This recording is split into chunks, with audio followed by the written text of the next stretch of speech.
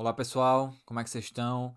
Sejam muito bem-vindos aqui ao canal. Hoje a gente vai começar um projeto que eu anunciei algumas semanas atrás, que é o quadro Responde Euclides. Uma vez por mês, toda última quinta-feira do mês, vai sair um vídeo que é basicamente um perguntas e respostas, um formato mais dinâmico que vai me permitir responder algumas dúvidas de vocês, que são dúvidas mais pontuais e que não necessariamente exigem, não necessariamente pedem, não necessariamente precisa de um vídeo inteiro só para elas. Então eu resolvi ao longo de cada mês ir selecionando perguntas que vocês me fazem aqui nos comentários, lá no Instagram, inclusive se você não me segue no Instagram, tá aparecendo na tela aí agora o meu perfil. Eu ainda não uso o Instagram como deveria usar, mas eu prometo que em algum momento vem.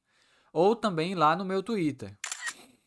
Para esse primeiro mês, para esse primeiro episódio do quadro, eu selecionei 7 perguntas para responder aqui com vocês. Na verdade, foram mais que 7, mas algumas eu agrupei numa única resposta porque eram perguntas muito semelhantes. Então, sem mais delongas, vamos embora para as perguntas. Sem vinheta nesse vídeo, vai ser um vídeo mais informal, um vídeo para conversar direto com você. A primeira pergunta foi essa pergunta feita pelo Projeto 48, no comentário de um dos vídeos do meu YouTube. Tá aparecendo na tela aí para vocês agora.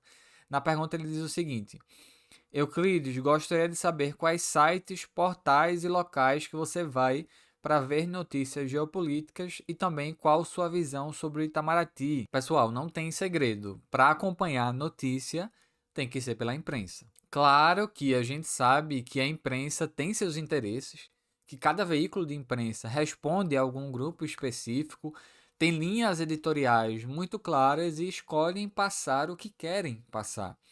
E que quando vão noticiar algo que em tese vai contra a sua linha, contra seu interesse, a forma como noticia diz muito mais do que a notícia em si. Mas, sabendo disso, é muito importante que a gente acompanhe, principalmente a mídia dos locais sobre os quais se fala. Por exemplo, Israel e Irã. Pessoal, não tem para onde correr. A gente tem que acompanhar os portais iranianos, os portais em farsi ou persa, e para isso tá aí o Google Tradutor, tá as ferramentas de tradução dos navegadores. A gente tem que acompanhar a mídia israelense e as principais agências de notícias do mundo. Claro, sempre buscando saber que portal é aquele, se é um portal governamental, se é um portal privado, que grupos estão por trás desses veículos, porque aí a gente consegue, primeiro, se manter atualizado do que está acontecendo, pegar os fatos propriamente ditos, acontecimentos e montar as nossas interpretações. E aí, com as informações em mãos, com os fatos em mãos, o mais precisos possíveis, a gente monta a nossa análise. A gente coloca em prática o critério, a análise crítica e por aí vai. Claro, nem sempre é fácil, nem todo mundo tem como estar consultando os portais de tal ou qual país sobre tal ou qual acontecimento. Nunca é bom, inclusive, consultar um único veículo daquele país, é bom confrontar a forma como os portais divulgam as coisas. Então, sim, tem alguns veículos, alguns podcasts, alguns canais que eu sigo, que eu acompanho com atenção. O primeiro deles, a maioria de vocês devem conhecer, é o Xadrez Verbal, que é um podcast que é imenso, muito famoso aqui no Brasil, que tem episódios semanais resumindo os principais acontecimentos daquela semana. O xadrez verbal é muito bom para você ter uma visão panorâmica de tudo que está acontecendo de importante no mundo hoje. Acompanho o xadrez verbal há anos, já me serviu como indicação de fontes para serem consultadas, de livros para serem lidos, já conheci muitos pesquisadores, muitos convidados que foram lá no xadrez verbal e passei a acompanhá-los e por aí vai. Outro podcast que vai nesse mesmo sentido é o Ponta de Lança. O Ponta de Lança tem um programa que chama África em Pauta. E eles fazem um giro sobre o continente africano, comentando os principais acontecimentos e notícias dos países africanos naquele período. Eu não sei se o programa é quinzenal ou se é mensal. Acho eu que é quinzenal. O África em Pauta é muito bom, eu gosto muito, acompanho também, já tem mais de ano que acompanho o África em Pauta. E sem dúvida nenhuma é o melhor portal brasileiro, nesse caso podcast, mas eu colocaria aí como o melhor portal no geral, considerando outros veículos de imprensa, para as informações sobre o continente africano e para análises do continente africano. Eles não só dão a notícia, como eles também comentam, falam dos antecedentes, do que levou àquela situação, quais são as possibilidades, as projeções Então, para notícias do continente africano, acompanhe o África em Pauta. Outro podcast que vai no mesmo sentido é o podcast do lado esquerdo do muro, que nesse caso comenta as notícias, os acontecimentos de Israel. São dois brasileiros e israelenses, que moram lá em Israel, pessoas que até onde eu sei se identificam como de esquerda. Eu não tenho certeza se eles se identificam como sionistas de esquerda. Não tenho certeza e não vou falar aqui. Mas acaba sendo uma fonte de informação primária de dentro de Israel muito importante, porque comentam notícias dos portais israelenses, comentam o que está acontecendo, trazem informações que na maioria das vezes a gente não vai ver na mídia brasileira. Então, o Do Lado Esquerdo do Muro também é um podcast que serve de fonte para mim. Várias vezes eles comentaram algo lá e eu fui buscar notícia nos jornais israelenses, fui ver com mais atenção e por aí vai. É até curioso porque no ano passado, enfim, alguns meses atrás, não vou lembrar quando, eu me envolvi num pega pra capazinho de Twitter com um dos integrantes do lado esquerdo do muro, quando eu postei uma frase de Aimé Césaire que afirmava que o crime de Hitler foi utilizar na Europa e contra o homem branco os métodos que a Europa utilizava nas colônias contra os homens negros, contra os habitantes das suas colônias asiáticas, que utilizaram contra os povos originários aqui da América, e aí isso incomodou essa pessoa em questão. Ele fez uma associação automática entre a minha afirmação e Domenico Losurdo, o historiador italiano, só que a afirmação era de Aimé Césaire, e depois disso ele me bloqueou. E em algum momento eu quero conversar com vocês aqui no canal sobre o tal sionismo de esquerda, né? Muitos sionistas se reivindicam sionistas de esquerda. Muita gente fala que não existe sionismo de esquerda. E eu quero fazer um debate com vocês aqui sobre se existe ou não. O fato é que existem pessoas que reivindicam essa corrente. Existe uma corrente política consolidada lá em Israel. Inclusive, pela maior parte do tempo de sua história, Israel foi governado pela esquerda. A Israel de extrema direita que a gente conhece hoje é de alguma forma uma especificidade do nosso momento, de alguns anos para cá. Os trabalhistas em Israel governaram Israel por muito tempo. Então talvez o problema não seja necessariamente esquerda e direita lá em Israel, porque o colonialismo de esquerda ainda é colonialismo e pouco importa se ele é de esquerda ou não. Porque eu estou muito mais convencido que não é um debate sobre se existe sionismo de esquerda ou não.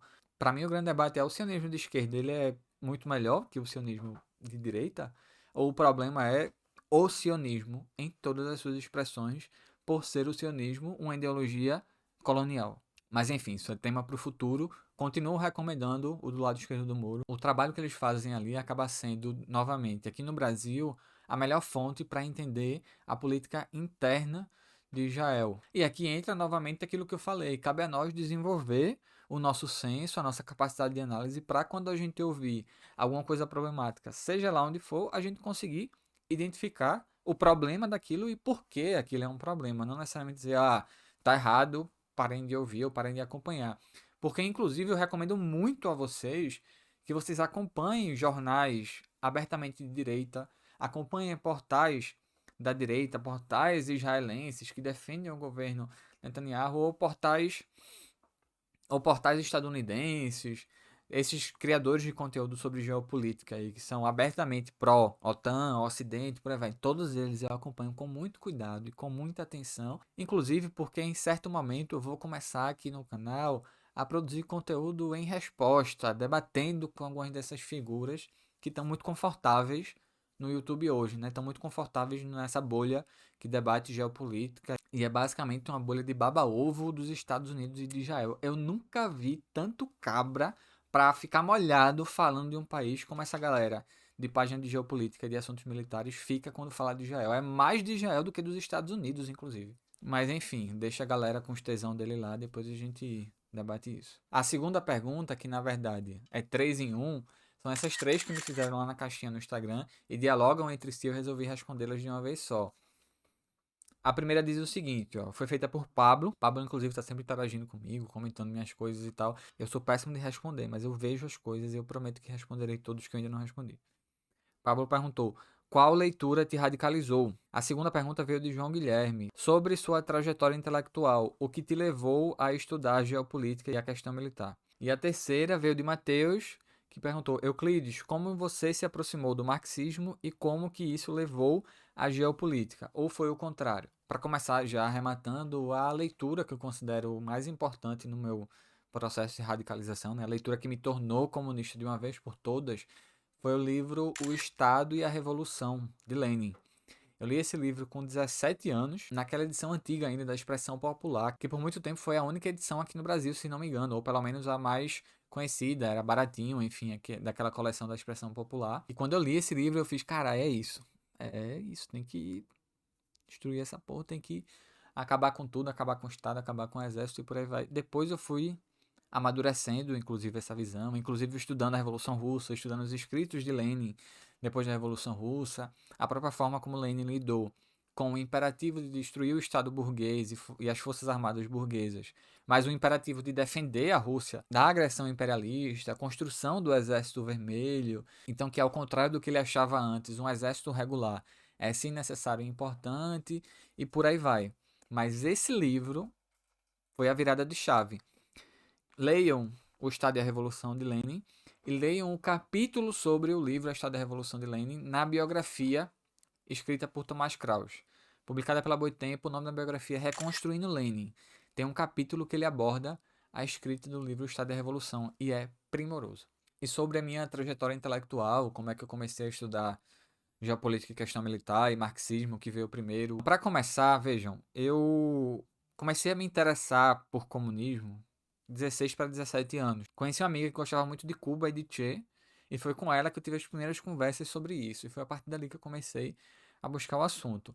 Naquela altura, eu sempre me identifiquei como um nacionalista. Uma pessoa apaixonada pelo Brasil, muito curioso sobre a história brasileira, sobre a complexidade desse país. E várias coisas sempre me incomodaram.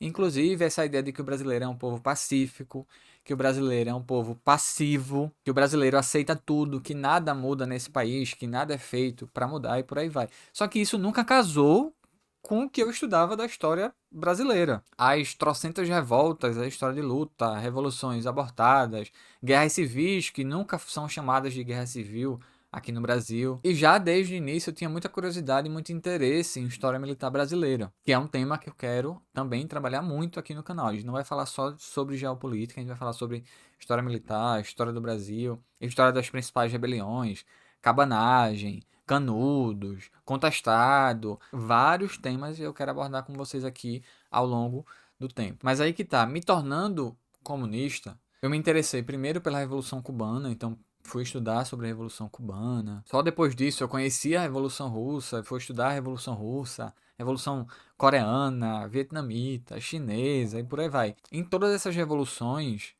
das duas uma, ou os caras tiveram que lidar, fazer uma revolução no meio de uma grande guerra, ou a partir da revolução iniciou-se uma ameaça permanente, iniciaram-se guerras do imperialismo contra as revoluções, tentando derrubar as revoluções. E eu sempre me perguntava, porque assim, com 16 anos, 16 para 17, eu não só me interessei sobre o assunto, como eu comecei a militar de maneira organizada. E me pegava muito que na militância ninguém falava sobre nada. Ninguém falava sobre luta armada, nem do ponto de vista de um balanço histórico. Não estava nem propondo que propusessem fazer algo ali. Mas ninguém fazia balanço da luta armada, só se resumia a dizer que era um bando de jovem aventureiro, que não tinha como dar certo e por aí vai, mas ninguém dizia por que que não tinha como dar certo, ninguém dizia quais foram os erros, por que a ditadura militar conseguiu sufocar a luta armada, enfim, vários incômodos se passavam pela minha cabeça ali. Até que eu comecei a ter algumas respostas ou algumas pistas a partir do momento que eu li essa biografia aqui, escrita por Mário Magalhães, que é uma biografia completíssima de Marighella. Eu li essa biografia ali dos 16 para os 17, ainda no começo da minha militância. Lembro, inclusive, do momento que minha mãe comprou esse livro para mim. A gente estava andando pela Rua da Imperatriz, no centro do Recife. Passamos na frente da Livraria da Imperatriz. Eu estava lá folheando esse livro e ela se propôs, quis comprar para mim. Esse livro, se não me engano, foi R$ 60 na época. Não lembro o ano. Se eu tinha lido de 16 para 17, foi 2013, 2014 ou no máximo 2015. R$ 60, que se hoje é uma grana, na época era ainda mais. Ela comprou para mim, eu li esse livro e desde então eu volto várias vezes a ele. Inclusive ainda é esse mesmo exemplar aqui que eu tenho. Porque ele começou a me fazer perceber que muito da ojeriza, muito do receio que a esquerda brasileira tem até hoje de discutir temas militares, vem de uma espécie de ressaca da derrota para a ditadura militar. E ao invés de fazer um balanço da derrota, a esquerda escolheu abrir mão desse aspecto da luta, atuar única e exclusivamente dentro da institucionalidade e operou uma espécie de recalque do elemento estratégico. Depois do trauma da derrota para a ditadura militar, simplesmente jogaram para debaixo o tapete, jogaram lá por um inconsciente, para aquela parte esquecida, mas que sempre volta o tema da estratégia, o tema da questão militar. Então, desde o início da minha militância organizada em partido político, eu me interesso sobre esse assunto. E para chegar na geopolítica, aí teve uma virada de chave, que foi quando eu li o livro A Geografia, Isso Serve em Primeiro Lugar para Fazer a Guerra, que inclusive tem vídeo aqui no canal sobre isso. Porque eu sempre fui uma dessas pessoas que tinha aquele passo atrás com a geopolítica, com todas aquelas considerações envolvendo imperialismo, mobilização do conhecimento geográfico e político para garantir a dominação, por aí vai. Quando eu li Yves Lacoste, que é o autor desse livro que eu mencionei para vocês, eu percebi que, assim como o conhecimento geográfico, conhecimento político e histórico pode ser instrumentalizado para a dominação, ele também pode ser instrumentalizado para os dominados, para que os dominados lutem contra a dominação. E que inclusive também me fez perceber, especialmente de novo a partir desse livro, que por muito tempo o marxismo sempre teve um déficit, que foi a forma como estuda e avalia o espaço geográfico. Porque se a gente luta e se a gente quer derrubar um sistema, o terreno onde se luta já está previamente dado. Desde o terreno bruto, desde o relevo mesmo, até as cidades onde se atua, as cidades onde se milita, a forma como as cidades se organizam do ponto de vista urbanístico e por aí vai. A próxima pergunta é essa que está aparecendo na tela aí para vocês agora. Quem fez foi minha amiga Raquel. E a pergunta é Lenin ou Fanon?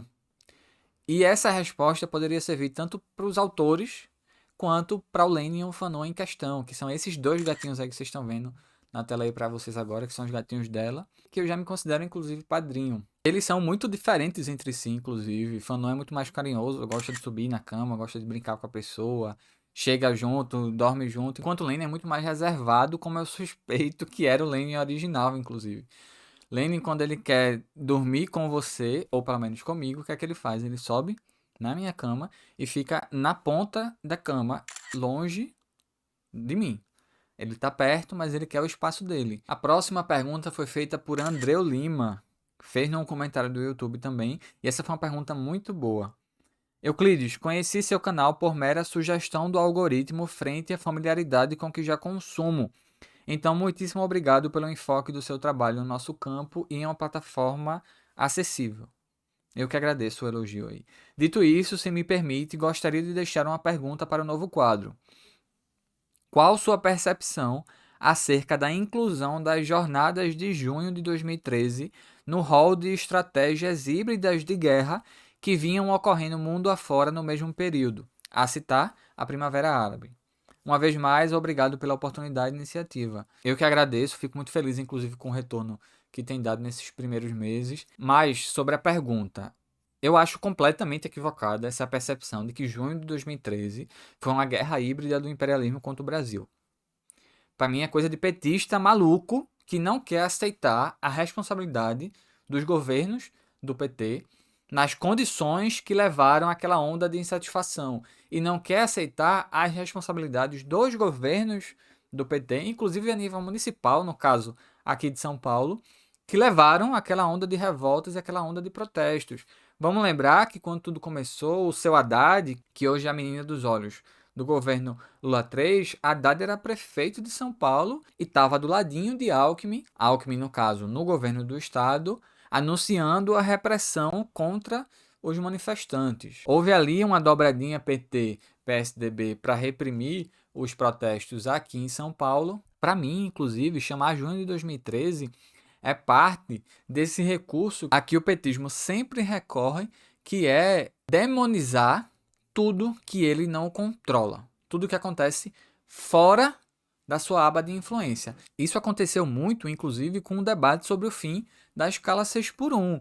Vamos lembrar que no início a petistaiada toda da internet ficava acusando todo mundo que agitava essa bandeira, chamando de agente de desestabilização, que não era daquele jeito que lutava e por aí vai. Aí quando o Lula foi fez uma ou outra fala, nem fez muita coisa, mas fez uma ou outra fala sobre o tema, aí o discurso começa a mudar. Mas vamos lá, junho de 2013, nada de guerra híbrida, foi uma onda de protestos, uma onda de radicalização de muita gente. Inclusive eu estava lá em Recife nos protestos de 2013, eu tinha 15 para 16, e falar que junho de 2013 não foi uma guerra híbrida não significa dizer que boa parte daquilo acabou sendo canalizado pela direita, mas só foi canalizado pela direita porque a esquerda institucional não soube fazê-lo. Não soube fazê-lo, não soube disputá-lo, não soube dar resposta às reivindicações das manifestações, que à medida que o tempo foi passando, foi sendo cada vez mais domesticada, com um papel muito importante também da Rede Globo, que no início criminalizava muitos manifestantes, mas depois começou a assumir aquele tom de que lindo esses protestos pacíficos, que linda essa luta do povo brasileiro e por aí vai. Eu sugiro a vocês uma coletânea publicada pela Boitempo, acho que o nome é 2013, A Rebelião Fantasma, que tem artigos reforçando essa visão de 2013 como guerra híbrida e artigos debatendo e batendo nessa visão. Mas sim, junho de 2013 teve muito policial infiltrado, teve gente do exército infiltrada, teve muita gente da direita que acabou ganhando forças com aqueles protestos, mas qualquer rebelião de massas está sujeita a esse tipo de coisa. E só ganha força, só se fortalece um lado quando o outro lado deixa brecha. A próxima pergunta, essa que está aparecendo na tela aí para vocês também, foi uma pergunta de Henrique, que ele falou: a pergunta de R$ 1 milhão, quando saem os escritos militares de Stalin? Henrique e todo mundo que está assistindo esse vídeo, esse livro já está pronto, eu só não acabei o meu prefácio, que é a última parte que falta, inclusive o livro está até diagramado já, só falta terminar o meu prefácio, e eu vou fazê-lo esse mês, para a gente abrir essa pré-venda no mês que vem. Para quem tiver curioso, quiser saber mais informações, já faz alguns anos que eu estou trabalhando nesse livro e eu dei várias informações sobre ele no vídeo de recomendações de leitura sobre estratégia e teoria da guerra. Vou deixar linkado no final desse daqui. E por último, uma pergunta de Pedro Araújo, que inclusive também interage muito comigo no Instagram, está sempre aqui no canal. Agradeço, inclusive agradeço essa pergunta porque me permite fazer o anúncio aqui, reforçar o pedido de sempre que é. Ele perguntou: por onde é melhor apoiar? Apoia-se ou como membro aqui do YouTube. Quem me acompanha já aqui no canal sabe que todo vídeo eu faço aqueles pedidos de sempre, para quem quiser chegar junto lá no Apoia-se, ou fazer doação pontual por Pix, ou se tornar parte do nosso clube de membros, os links estão todos aqui na descrição do vídeo. Mas entre contribuir via Apoia-se e se tornar um membro aqui do YouTube, o que mais ajuda a gente que está criando conteúdo aqui é a campanha do Apoia-se, que permite a gente, inclusive, ter alguma visão prévia do quanto vai entrar naquele mês, planejar o que fazer com aquela grana, como aplicar aquilo na produção de conteúdo aqui do canal. A taxa que o Apoia-se fica é menor que a taxa que o YouTube fica da assinatura dos membros. Então, por vários motivos, várias questões, eu prefiro o Apoia-se, considero o Apoia-se melhor. Então, quem quiser, quem puder contribuir financeiramente, link para o Apoia-se aqui na descrição. Se preferir se tornar um membro do clube aqui do canal, link também na descrição, fica aí a critério de vocês, porque qualquer valor, qualquer contribuição, inclusive se for uma contribuição não financeira, se for o compartilhamento do canal para mais pessoas, um comentário aqui para aumentar no engajamento, todo tipo de ajuda é muito bem-vinda e nos ajuda bastante. É isso, pessoal. Esse foi o primeiro Responde Euclides. Espero que tenham gostado. Comentem aqui embaixo, falem as impressões, deem opiniões. Comentem perguntas para o próximo vídeo também. Ao longo do mês eu vou perguntando nas minhas redes, então me segue no Instagram, me segue lá no Twitter. E até a próxima. Um abraço.